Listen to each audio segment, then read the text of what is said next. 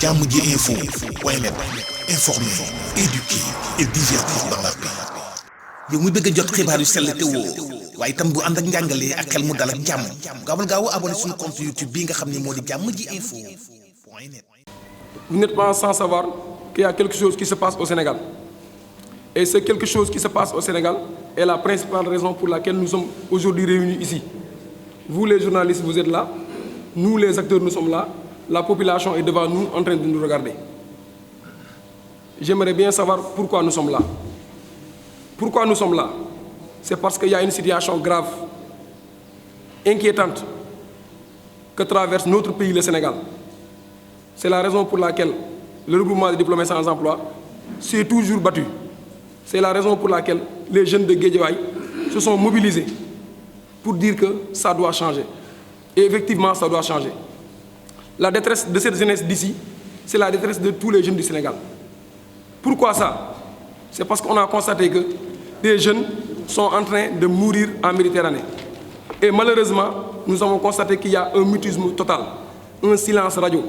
Et nous ne pouvons pas comprendre pourquoi les plus hautes autorités du pays n'ont pas encore pris la peine de tenir un discours, ne serait-ce de 5 minutes, pour rassurer la jeunesse, leur donner espoir et rétablir la confiance qui doit exister entre les autorités et les administrés. Malheureusement, nos autorités se sont manifestées par un silence total. Ce silence, il est étatique. Ce silence, il est local. Ce silence, il est communal. Donc le degré de silence, il est partout. Que ça soit au niveau de l'État, le chef de l'État et les ministres, c'est un silence total. En ce qui concerne les autorités locales, c'est un silence. C'est un silence que nous qualifions d'un silence coupable, d'un silence complice. Parce que nous, on ne peut pas concevoir qu'il y ait des centaines de jeunes Sénégalais, nos amis, nos camarades, les gens avec qui on joue au football, ils meurent dans la mer et rien n'est fait. Ça, nous trouvons que c'est anormal. Et sur ce, nous lançons un appel direct au président de la République pour qu'il prenne ses responsabilités par rapport à cette situation, mais aussi qu'il décide, comme il l'avait annoncé, d'organiser un conseil présidentiel sur l'emploi pour permettre à tous les jeunes Sénégalais, diplômés ou pas, du marchand ambulant au docteur, tous doivent trouver une issue qui mène vers l'emploi, qui mène vers un emploi permanent pour aider leurs parents, pour aider leurs confrères, pour aider leurs voisins. Ce sont ces causes qui produisent les conséquences que nous connaissons. Allez cultiver un peu pour voir ce qui se passe. Les jeunes sont là. Certains ont la formation, ils n'ont pas d'emploi. D'autres, ils n'ont pas de formation, ils ne sont pas accompagnés. L'accompagnement des jeunes ne doit pas être un accompagnement uniquement qui vient de l'État, mais ça doit venir des collectivités locales. Elles sont les premières à être interpellées. Parce qu'avant de sortir de la maison pour aller voir le chef de quartier, vous devez d'abord voir votre père.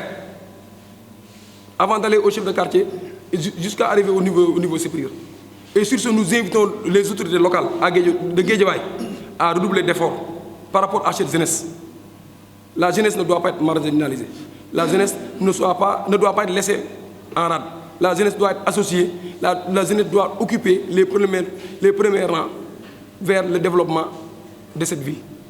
D'autant plus que ça vient déjà des familles. C'est la raison pour laquelle nous invitons les familles à changer de discours devant les enfants. Parce que aujourd'hui, il y a des enfants, il y a des jeunes qui se révoltent face à ces discours qu'ils ne cessent d'entendre ça et là. Il y a le problème aussi de coépouse qui se pose. En disant cela, je me réfère tout simplement à une situation où deux femmes d'une même famille,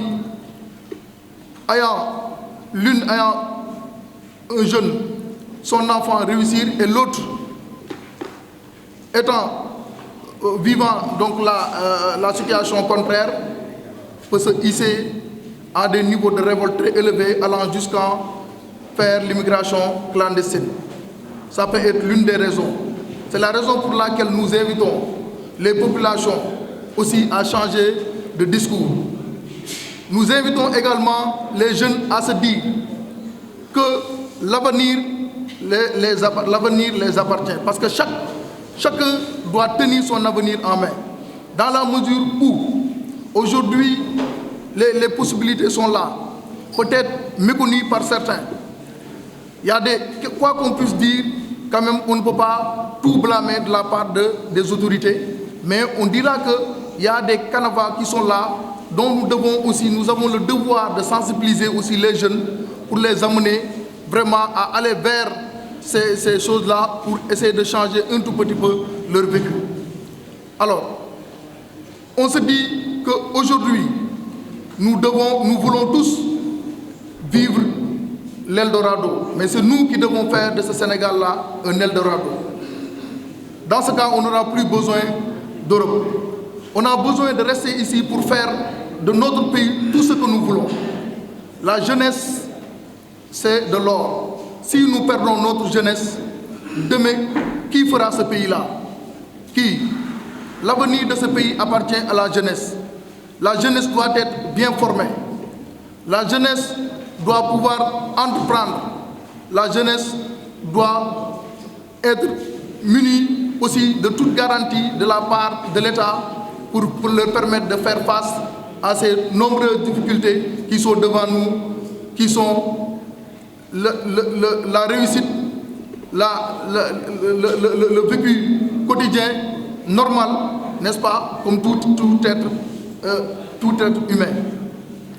Alors, nous voulons inviter à ces jeunes-là à revenir à de meilleurs sentiments. Les ASC participent jour et nuit à la sensibilisation parce que nous tous, nous savons que pendant les Nawetan, par exemple, tout le monde se regroupe derrière ces équipes-là, tout le monde se regroupe derrière les ASC pour un seul but, autour donc, de notre quartier, le développement de nos quartiers, etc., etc. Donc, nous disons à ces jeunes-là qu'il ne sert à rien d'échanger sa vie contre l'avenir. Il faut qu'on essaie quand même de revenir sur terre en se disant que certes, nos mères sont fatiguées, certes, nos pères sont fatigués, on a du mal à les regarder en face, mais je crois que si on essaie de se redoubler d'efforts, si on essaie tant bien que mal de se sacrifier comme on a l'intention de le faire en mer, si on essaie de faire ces mêmes efforts-là ici, on peut arriver à quelque chose. Mais quand même, je ne cesse de le dire, il faut que ces jeunes-là soient accompagnés.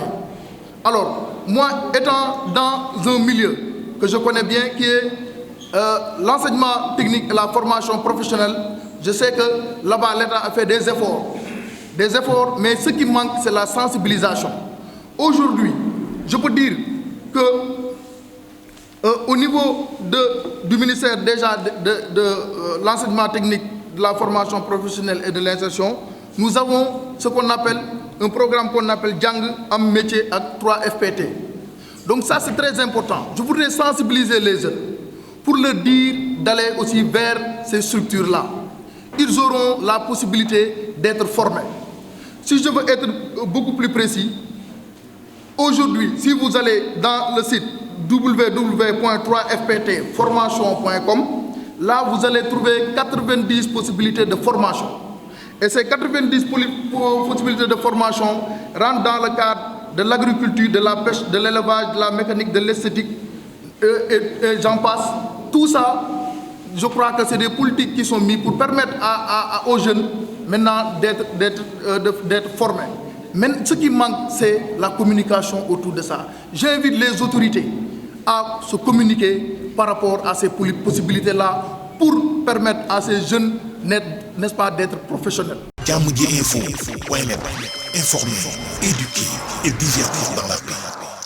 yow muy bëgg a jot xibaar yu sell te woo waaye itam bu ànd ak njàngalee ak xel mu dal ak jàmm gaawal gaaw abonné suñu compte YouTube bii nga xam ne moo di Jamoji Info.net.